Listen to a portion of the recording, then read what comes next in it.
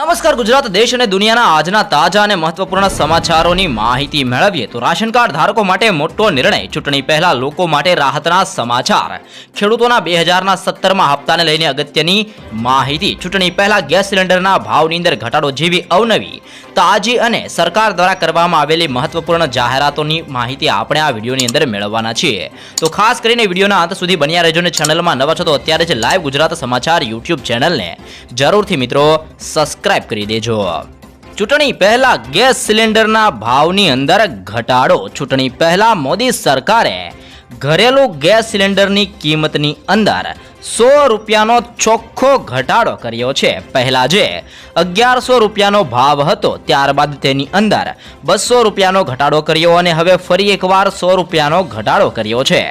ગુજરાતની અંદર હાલની અંદર 820 રૂપિયા આજુબાજુ ઘરેલું ગેસ સિલિન્ડર મળી રહેલો છે, જ્યારે ઉજ્જવલા યોજના અંતર્ગત ગ્રાહકોને 300 રૂપિયાની સબસિડી પણ આપવામાં આવી રહેલી છે। ચૂંટણી પહેલા ગેસ સિલિન્ડરના ભાવની અંદર મોદી સરકાર દ્વારા પણ આ મહત્વપૂર્ણ નિર્ણય લેવામાં આવેલો છે। ખેડૂતો માટે પણ ખુશીના સમાચાર સામે આવ્યા છે। ખેડૂતોના 2017માં હપ્તા અંગે પણ મહત્વપૂર્ણ સમાચાર આવી ચૂક્યા છે। 17મા હપ્તાના રિલીઝની તારીખ વિશે વાત કરીએ તો હજી સુધી કોઈ સત્તાવાર રીતે જાહેરાત કરવામાં આવી નથી, પરંતુ નિયમ મુજબ દર 4 મહિને હપ્તો બહાર પાડવામાં આવે છે અને ફેબ્રુઆરીની અંદર 16મો હપ્તો બહાર પાડવામાં આવ્યો હતો અને આવી સ્થિતિમાં જૂન અથવા તો જુલાઈ વચ્ચે ખેડૂતોના 17મા હપ્તાના 2000 રૂપિયા છે જે પણ રિલીઝ છે જે પણ થઈ શકે છે, કારણ કે હવે ચૂંટણી આવી રહી છે અને ચૂંટણી ઉપર મોદી સરકાર ખેડૂતોને રીઝવવા માટે 17મા હપ્તાના 2000 રૂપિયા છે જે પણ ખેડૂતોના ખાતાની અંદર ટ્રાન્સફર કરી શકે છે, જેવી પણ માહિતી મળી રહી છે। સાથે જ ચૂંટણી પહેલા સામાન્ય લોકો માટે પણ મોટા અને મહત્વના રાહતના સમાચાર સામે આવ્યા છે।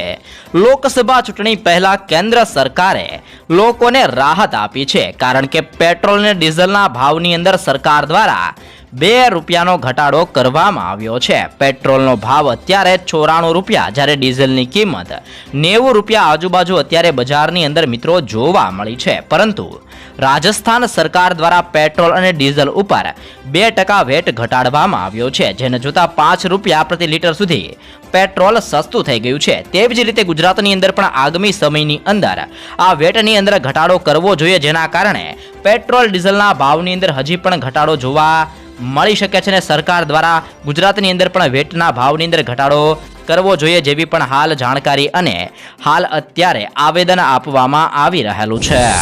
ત્યારબાદના જરૂરી સમાચારમાં આગળ વધીએ તો આધાર કાર્ડ અંગે મહત્વપૂર્ણ જાહેરાત કરી દેવામાં આવી છે। યુઆઈડીઆઈ દ્વારા આધાર અપડેટની સમય મર્યાદા ફરી એકવાર વધારવાની જાહેરાત કરી છે। આધાર કાર્ડ ધારકો 14 જૂન 2024 સુધી મફતની અંદર આધાર કાર્ડની અંદર ફેરફાર કરી શકે છે। આ સેવા માટે માય આધાર પોર્ટલ ઉપર જઈને તમે સુધારા વધારા કરી શકો છો અને જો તેઓ તેમના આધાર કાર્ડની અંદર કોઈ પણ ફેરફાર કરવા માંગે છે તે તમામ લોકો આ તકનો લાભ લઈ શકે છે અને હવે તમે 14 જૂન 2024 સુધી મફતની અંદર તમારા આધાર કાર્ડની અંદર ફેરફાર કરી શકો છો અને તે માટે તમારે માય આધાર પોર્ટલ ઉપર જઈને ત્યાં તમારે સંપૂર્ણ માહિતી અપડેટ કરવાની રહેશે, જે બાદ તમારું નવું આધાર કાર્ડ તમારા ઘર સુધી પહોંચી જશે। તો એ સાથે જ આચાર સંહિતાની અંદર શું ન કરી શકાય તેની માહિતી મેળવીએ તો સરકાર નવી જાહેરાતો કરી શકશે નહીં, કોઈ નવી યોજનાઓ લાગુ કરી શકતી નથી। સરકારી ખર્ચે મંત્રીઓ ચૂંટણી રેલી કરી શકશે નહીં। મંત્રીઓ તેમના સરકારી વાહનનો ઉપયોગ રેલી કે પ્રવાસ માટે કરી શકશે નહીં। કોઈ પણ ધાર્મિક સ્થળોએ ચૂંટણી પ્રચાર માટે ઉપયોગ કરવાની અંદર મનાઈ મૂકવામાં આવે છે। કોઈ પણ સરકારી અધિકારી બદલી કે પોસ્ટિંગ કરી શકતી નથી। આ સંપૂર્ણ જે આચાર સંહિતા લાગે જે બાદ તમે આમાંથી કોઈ પણ એક્ટિવિટી કરી શકતા નથી। ત્યારબાદના સમાચારમાં આગળ વધીએ તો 300 યુનિટ મફત વીજળી અંગે પણ મહત્વપૂર્ણ સમાચાર સામે આવ્યા છે। દેશની અંદર પીએમ સૂર્ય ઘર મફત વીજળી યોજના શરૂ થઈ ગઈ છે। આ યોજના અંતર્ગત 75,000 કરોડના રોકાણ સાથે રૂફટોપ સોલાર સિસ્ટમ દ્વારા 1 કરોડ ઘરોને વીજળી પૂરી પાડવાની અંદર આવવાની છે અને આ યોજનાનો લાભ લેનાર ગ્રાહકોને પણ દર મહિને 300 યુનિટ સુધી મફત વીજળી મળવાની છે. તમે આ યોજનાનો લાભ લેવા માંગતા હોય તો pmsuryaghar.government.in ઉપર જઈને અરજી કરી શકો છો. આ યોજના અંતર્ગત હાલની અંદર 1 કરોડથી વધુ ગ્રાહકો દ્વારા નોંધણી કરવામાં આવી છે. ત્યારબાદના સમાચાર ઉપર નજર કરીએ તો 301 નવી બસોનું લોકાર્પણ કરવામાં આવ્યું છે. અહેમદાબાદના જીએમડીસી મેદાનેથી ગૃહ રાજ્યમંત્રી હર્ષ સંઘવીએ એસટીની 301 બસોનું લોકાર્પણ કર્યું છે. તેમણે કહ્યું છે કે છેલ્લા 15 મહિનાની અંદર 1700થી વધારે નવી બસો નાગરિકોની સેવાની અંદર આપવામાં આવી છે. તેમણે વધુની અંદર બસની અંદર સ્વચ્છતાની તકેદારી રાખવા માટે અપીલ કરી છે. સાથે જ હળવી ટકોર કરતા બસની બારીમાંથી પિચકારીઓ મારવાનું પણ બંધ કરવાનું કહેવામાં આવ્યું છે. એસટીની અંદર સરેરાશ દરરોજ 25 લાખ લોકો મુસાફરી કરતા હોય તે આજે 27 લાખ થઈ ગયા છે જેવું પણ નિવેદન આપવામાં આવી રહેલું છે.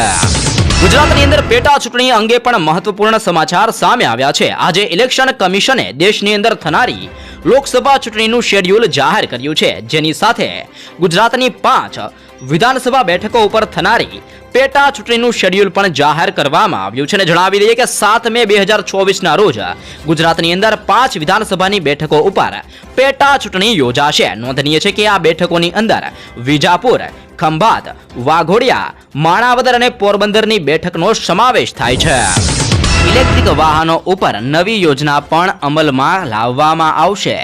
દેશની અંદર ઇલેક્ટ્રોનિક વાહનો માટે લાગુ કરવામાં આવેલી ફેમ 2 સ્કીમ 31 માર્ચે સમાપ્ત થવા જઈ રહી છે. તેને બદલાવવા માટે હવે કેન્દ્રએ નવી યોજના EMPS શરૂ કરી છે. આ અંતર્ગત ઇલેક્ટ્રિક વાહનોની ખરીદને પ્રોત્સાહન આપવા માટે 2 વ્હીલર ઉપર 10,000, 3 વ્હીલર માટે 25,000 અને 50,000 સુધીનું ડિસ્કાઉન્ટ આપીને ₹493.55 કરોડ ખર્ચવામાં આવશે.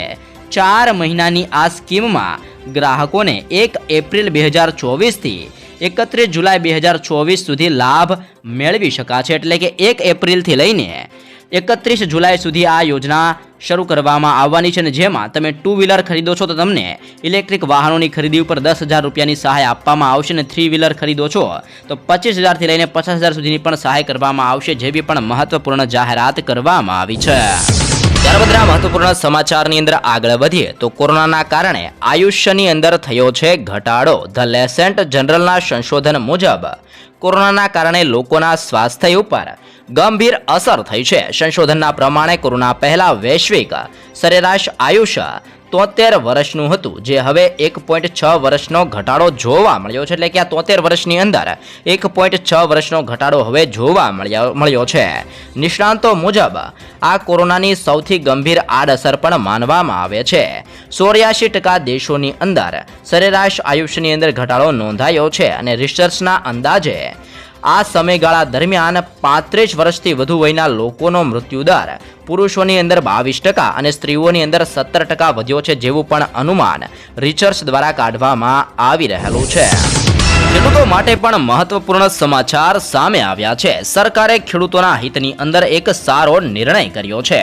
આગામી સમયમાં ખેડૂતોને બાગાયત ખેતીલક્ષી યોજનાઓનો લાભ મળી રહે તે માટે સરકારે નિર્ણય કર્યો છે. ખેડૂતો હવે આય ખેડૂત પોર્ટલ ઉપર તારીખ 11 મે 2024 સુધી અરજી કરી શકશે. ખેડૂતોને બાગાયતી ખાતાના વિવિધ સહાયલક્ષી યોજનાઓનો લાભ લેવા માટે આય ખેડૂત પોર્ટલ ઉપર અરજી કરવાની રહેશે. જો તમે પણ ખેડૂતો હોય અને યોજનાનો લાભ મેળવવા માંગો છો તો આય ખેડૂત ઉપર પોર્ટલ ઉપર જઈને ત્યાં તમે પણ બાગાયતી યોજના અંગે માહિતી મેળવી શકો છો. ત્યારબાદના મહત્વપૂર્ણ સમાચારની માહિતી મેળવીએ તો રાશન કાર્ડ ધારકો માટે પણ મહત્વપૂર્ણ સમાચાર સામે આવ્યા છે. દેશભરની અંદર નકલી રેશન કાર્ડના કાંડને રોકવા માટે આ પગલું ભરવામાં આવ્યું છે. ત્યારે હવે જો તમે આધાર કાર્ડ સાથે રાશન કાર્ડ લિંક નહીં કરાવ્યું હોય તો તમને પણ મફત અનાજ નહીં મળે. 1 માર્ચ બાદ આધાર કાર્ડ લિંક નહીં કરાવેલા હોય તેવા રાશન કાર્ડ ધારકોને અનાજ મળવાનું બંધ થયું છે. રાજકોટ શહેરની અંદર 20,000 તેમજ જિલ્લાના 33,000 કાર્ડ ધારકોને અનાજ મળતું બંધ થયું છે. પરિવારમાંથી 1 કે 2 વ્યક્તિને આધાર કાર્ડ ન હોય તો કાર્ડ બ્લોક કરી દેવાયું છે. સરકાર તરફથી રેશન કાર્ડને આધાર કાર્ડ સાથે લિંક કરવાની અંતિમ તારીખ પણ જતી રહી છે. છેલ્લે 31 માર્ચ સુધી આધાર કાર્ડને રાશન કાર્ડ સાથે લિંક કરવાની તારીખ લંબાવવામાં આવી હતી. એટલા માટે રાશન કાર્ડના કાંડને રોકવા માટે સરકાર દ્વારા પણ આ ખાસ પગલું ભરવામાં આવી રહેલું છે. તે ઉપરાંત હોળી પહેલા કરવામાં આવી છે મોટી આગાહી. આંબાલાલ પટેલે આગાહી કરી છે કે ગુજરાતની અંદર 17 તારીખથી લઈને 20 માર્ચ દરમિયાન માવઠું પડી શકે છે. કરા સાથે કમોસમી વરસાદ પણ થઈ શકે છે. 19 થી લઈને 24 માર્ચ દરમિયાન વાદળછવાયું વાતાવરણ જોવા મળશે, તો કેટલાક ભાગોની અંદર 24 માર્ચ સુધી વાદળછવાયું વાતાવરણ જોવા મળી શકે છે. સાથે જ આવાની અંદર મહત્તમ તાપમાન છે જે પણ 40 થી લઈને 41 ડિગ્રી સુધી જોવા મળી શકે છે. તો પશ્ચિમી સૌરાષ્ટ્રના દરિયા કિનારાના ભાગોની અંદર વધુ પવન ફૂંકાતો જોવા મળશે અને દરિયાકાંઠાની અંદર કેટલાક ભાગોની અંદર પવન સાથે હળવો વરસાદ પડી શકે છે, જેવી પણ મહત્વપૂર્ણ આગાહી હોળી પહેલા કરવામાં આવી રહી છે.